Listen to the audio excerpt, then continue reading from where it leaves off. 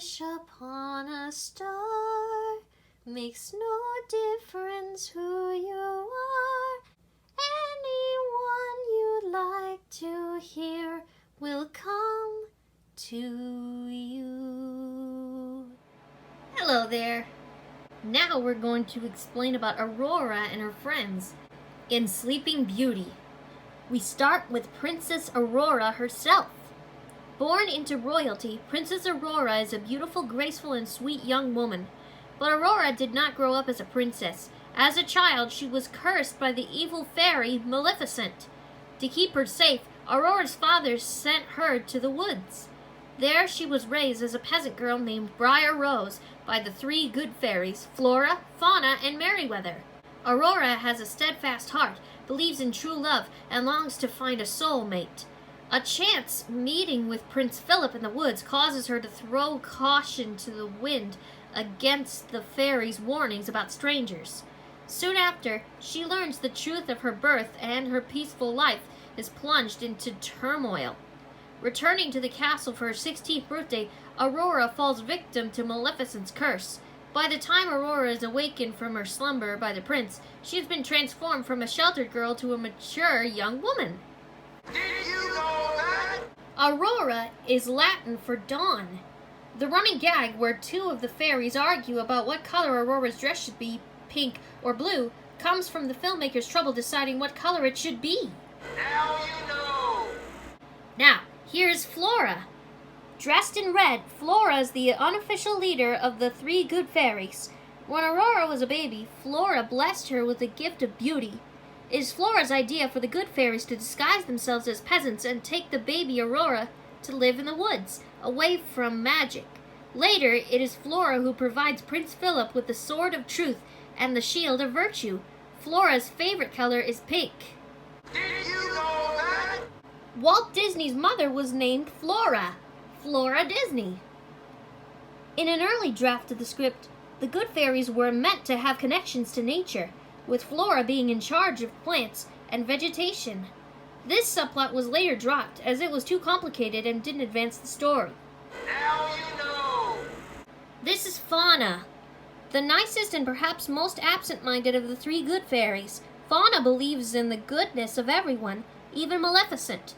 She thinks that reasoning with the evil fairy will be effective, but is met with resistance from other good fairies. Fauna bestows the gift of music on the young Aurora and raises her to love singing. Fauna wears green and acts as a peacemaker in the fairy household. Here is Merryweather. Merryweather is a little bit of a downer.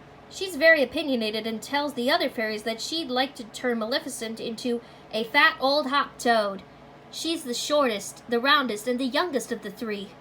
It is Merryweather who softens the curse on Aurora, changing the consequence of pricking her finger from death to an eternal slumber that can only be broken by true love's kiss. Merryweather dresses all in blue, her favorite color. Say hello to Prince Philip. Prince Philip believes that tradition should change with the times. Although he is betrothed to the missing Princess Aurora, he prefers to marry for love. Philip is immediately enchanted by Briar Rose's singing and falls in love with the peasant girl. It is only later that he learns she is the princess he is betrothed to. Prince Philip is charismatic. He can easily persuade people to agree with him. He is also brave and fearless. He sets off to rescue Aurora from the dreaded Maleficent without a moment's pause and successfully slays the evil fairy to awaken his true love.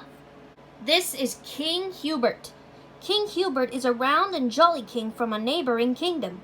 He has a quick temper, but he is also quick to forgive. He is good friends with King Stefan and hopes to one day see their two kingdoms joined by the marriage of his son, Philip, to Stefan's daughter, Aurora.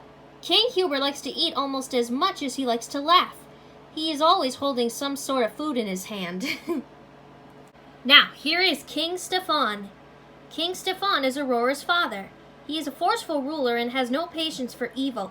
His failure to invite Maleficent to Aurora's christening sets into action a series of events leading to Aurora's being cursed. Above all, King Stefan is a loving father. He cares deeply for his daughter and will do anything in his power to make sure she stays safe. This is the Queen.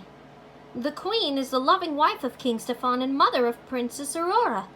She longs for a child of her own and is overjoyed when at last she gives birth to a beautiful daughter. But the queen's happiness is short-lived, as her daughter is cursed by Maleficent, and she must live the next 16 years wondering if her daughter is alive and well. Here is the raven, nevermore. Just kidding. Maleficent never goes anywhere without her beloved pet raven. Of all her servants, he is the most competent and the most loyal. The pair share genuine affection for each other, and he has her total trust. But Merryweather turns him into stone, and he will forever stay perched at the top of Maleficent's empty castle. These are the goons. Maleficent's goons are an army of very simple-minded, bumbling creatures who live to follow her orders. However, they are rather unsuccessful at their job. They cannot think for themselves, and when they are ordered to look for Princess Aurora, they spend the next 16 years looking for a baby. The goons come in all shapes and sizes. Some resemble boars, some look like crocodiles, some are tall, and some are very round. They all have grayish skin and wear dark armor. And here is Maleficent. Maleficent is the self-proclaimed mistress of all evil. A wicked fairy with green skin and black horns. Maleficent is feared by all in King Stephan's kingdom. Maleficent lives in a weathered castle at the top of the Forbidden Mountain. Her only companions are her raven and her henchmen, the goons. She is a proud fairy and does not take kindly to being denied the respect she believes she deserves. When she is not invited to Princess Aurora's christening, Maleficent gets revenge by cursing the child to death. Maleficent has a short temper. She flies off the handle easily and does not like being proven wrong.